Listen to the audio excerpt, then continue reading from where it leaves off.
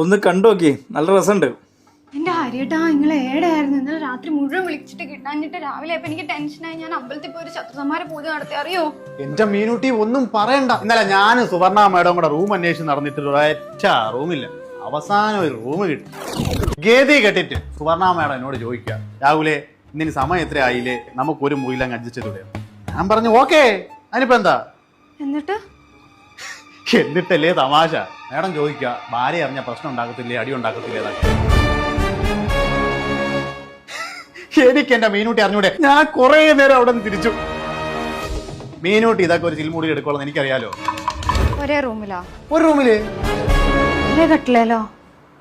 ഒരു കട്ടില്. മീനൂട്ടി കടുപ്പത്തി ഒരു ചൂട് ചായ ഇങ്ങടുത്തെ. ചായ?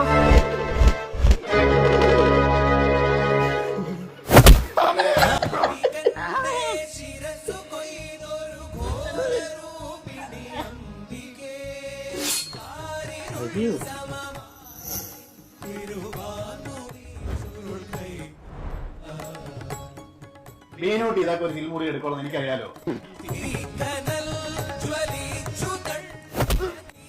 ഞാൻ ഒരു കാര്യം പറയട്ടെ, മീനൂട്ടി ചില്ലാണ്, ഹരിയേട്ട ചില്ലുകൂട്ടിലോ.